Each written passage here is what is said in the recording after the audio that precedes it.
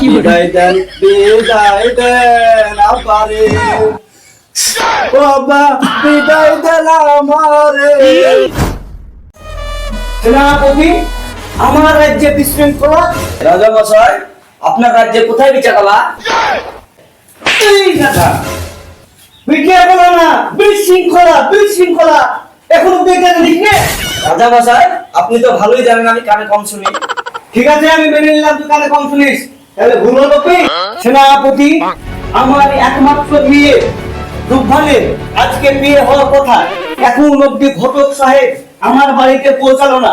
তুমি গিয়ে একটু খোঁজটা নাও তো। ঠিক আছে রাজা মশাই, আমি এক্ষুনি গিয়ে দেখছি ঘটক ছাড়া এখনো বিয়ে নিয়ে আসেনি কেন। ঠিক আছে সেনাপতি, তুমি অতি তাড়াতাড়ি যাও, যে দেখো শালা কোথায় কি করছে। আমার মেয়ের বিবাহ কিন্তু আজকেই দিব আমি। তাড়াতাড়ি তুমি আমার রাজমহল থেকে যাও। ঠিক আছে। আর যাওয়ার আগে একটা কথা, রানীমাকে একটু আমার সন্দেশটা দিয়ে দিও। ঠিক আছে রাজা মশাই, আপনার সন্দেশ আমি রানীমাকে দিয়ে দিচ্ছি। রাধা মহাশয়, আপনি কি আমাকে ডেকেছেন? রাধা মহাশয়, আমাকে কিছু আপনি বলছেন? হ্যাঁ রানীমা, আমি তোমাকে কিছু বলছি। আমার একমাত্র মেয়ে রূপবান কন্যার আজকে বিয়ে, কিন্তু এখন অব্দি ঘটক সাহেব আমার বাড়িতে বিয়ে নিয়ে আসেনি। সেই জন্য টেনশনে আমার পুরো শরীর শুকিয়ে গেছে রানীমা। রাধা মহাশয়, আপনি কোনো টেনশন করেন না, ঠিক টাইম মতন ঘটক সাহেব পৌঁছে যাবেন। আপনি এখন বিস্কুট খেতে থাকেন। রাকিব ভাই, কই গো রাকিব ভাই, তোমার মেয়েটার বাড়ি না হইলো?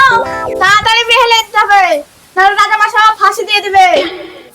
দাঁড়াও ঘটক মশাই, আমার বেটাকে বের করে নিয়ে আসছি। যা বেটা যা, বিয়েটা করে গা। আর বিয়ে করার পর আবার আমাকে ভুলে যাস নে।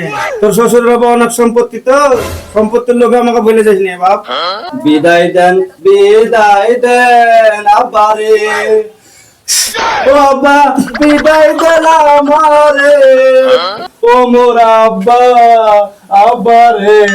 শুন বেটা শুন, আমি বিদায় দিলাম, যা বিয়ে করে যা। শালা ঘটকের 12টা বাজিয়ে দেবো, সেই সকালে বিয়ে আসার কথা, এখনো বিয়ে নিয়ে আসছে না। যাই যে দেখি।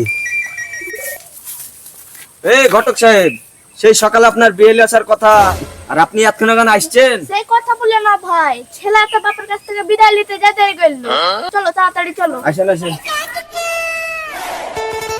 রাজা মশাই, ঘটক বিয়ে নিয়ে চলে এসেছে, আপনি তাড়াতাড়ি বাড়ান। বেগম সাহেবা, আমার রাজ দরবারে আমার জামাইকে নিয়ে হাজির হয়ে গেছে ঘটক সাহেব। তুমি তাড়াতাড়ি যে গেটটা খুলে আমার রাজ দরবারে প্রবেশ করাও। ঠিক আছে রাধা মহাশয়। ঘটক সাহেব, আমার জামাই গেলে আমার রাজ দরবার আপনি প্রবেশ করুন। ঠিক আছে রানীমা।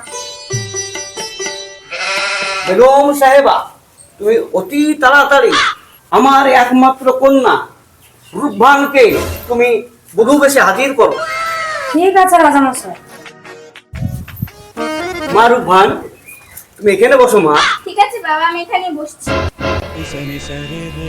ঘটক সাহেব, তাহলে বিয়ের কাজটা তাড়াতাড়ি শুরু করা যায়। আমার বিয়ের হাতে টাইম খুবই কম। ঠিক আছে রাজা মশাই। তাহলে জামাইকে নিয়ে এসে এখানে বসো।